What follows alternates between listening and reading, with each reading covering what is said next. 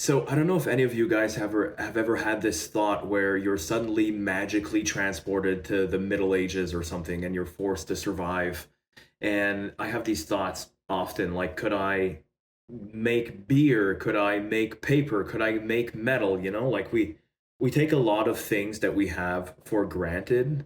And when you think about that kind of stuff, you realize that maybe we don't really know how to do anything. Like, as a human race, we know how to do a lot of stuff, but individually, could you actually survive in the Middle Ages?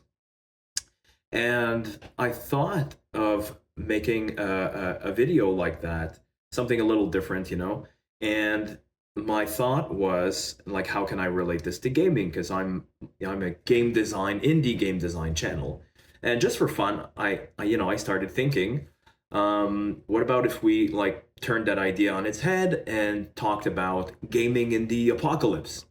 So if there was an end of the world event, the end of the world as we know it, the apocalypse, could you still somehow play video games? So I started asking myself, well, what would you need? How could you play video games with or without power, batteries, hardware? What would that look like? So that's kind of what I want to explore today. So, where do we start?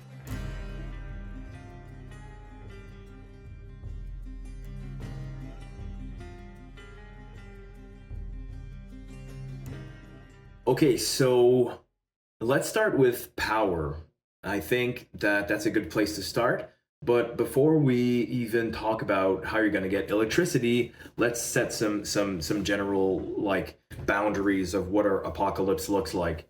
So I would assume that in an apocalypse, the actual end of the world, nobody's going to go to work, so nobody's going to be maintaining the infrastructure. So things are going to fall apart pretty quick, and pretty soon you won't be able to just plug your TV in the wall, and so you're going to have to find alternate ways to get electricity.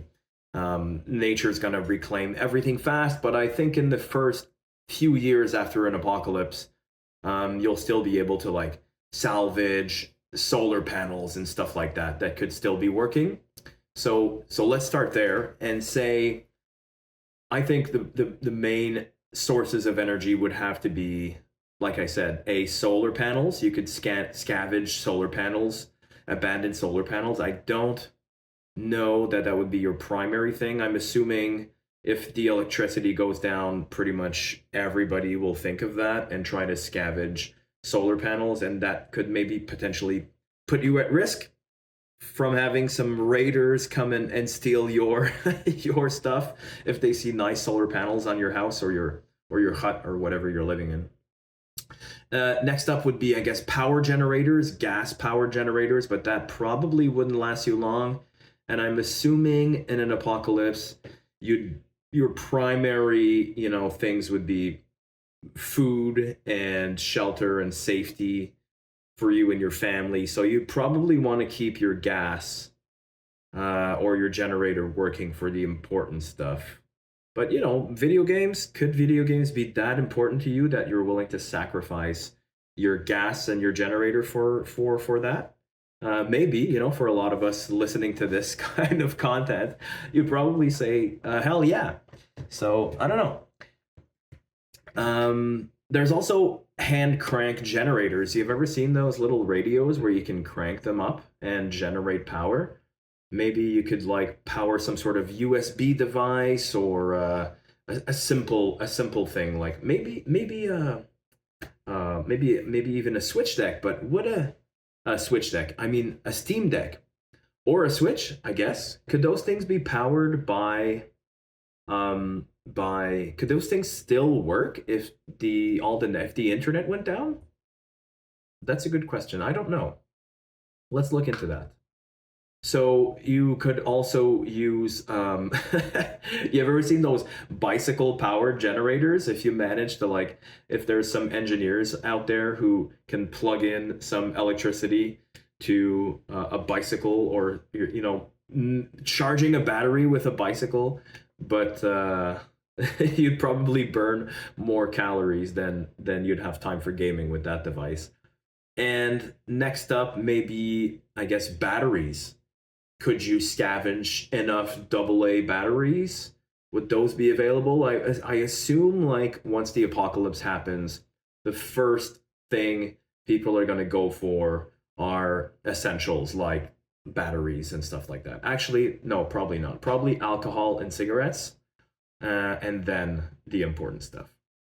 So next up, what about hardware? Let's rule out, I think, like PS5 and the new Xbox or any kind of modern console, really.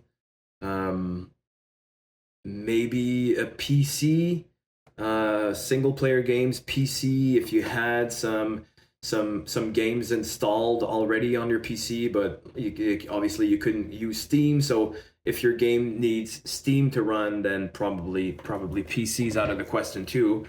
You could play games on emulators or retro gaming on a PC that doesn't require any internet connection. That's one way. Um, but yeah, I think we can rule out any modern consoles. And we talked about the Steam Deck and the Switch. That could be interesting. I don't know if you need an internet connection for the Steam Deck, but the Switch does have cartridges.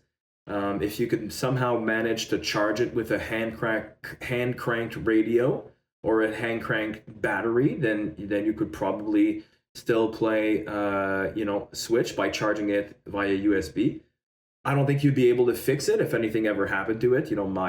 My Joy Cons had the drift issue, obviously, like everyone else's, I guess. And so I had to buy new remotes just now for my Switch. So you obviously couldn't do that unless you scavenged them somehow. But maybe actually, I don't think Switch remotes would be a priority in the apocalypse. So you might be able to find spare Switch remotes in an abandoned Best Buy or something. Who knows? Nobody would be scavenging stuff to sell it because money would be useless in an apocalypse, right? I think. I think people would probably trade bottle caps. Who knows? So, what about retro games? What about retro gaming systems like the Game Boy, or an NES, or a Super Nintendo, or a Sega Genesis? I think you could probably just, if you had a simple power source, you could probably still play those games if they work. If they don't, you could probably just blow into the cartridge. The old people will know what I'm talking about here. And I think if you were able to scavenge AA batteries, you would probably be able to play the Game Boy or the GBA at least. If you want a little bit of color, the original Game Boy was just black and white. That was kind of brutal. So I think you could probably still get away with playing handheld consoles. That, I think, to me, that would be your best bet.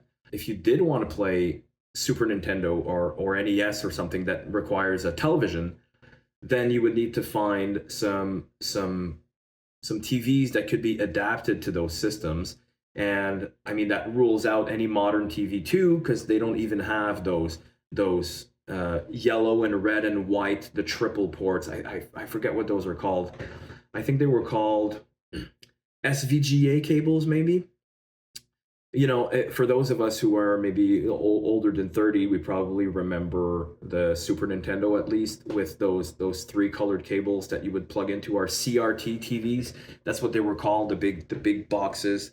They were called CRTs. So if you could somehow find a CRT, then you could play maybe you could plug in a Nintendo or a Super Nintendo or a Sega Genesis into one of those old TVs. But realistically, where are you gonna find that? Unless you like maybe have to go scavenge at an old folks home, maybe, I don't know. But even then, like, flat screen TVs have been so popular for so long. So maybe if you find one that still has those kinds of connections, you could probably play old retro consoles. But still, I think so far the best bet is still handheld gaming devices like the Game Boy or the Switch. Um, because you have physical media. So we haven't even talked about the actual games themselves yet. If you think about it, Any game that requires an internet connection is like out the door, right? No live service gaming, thank God.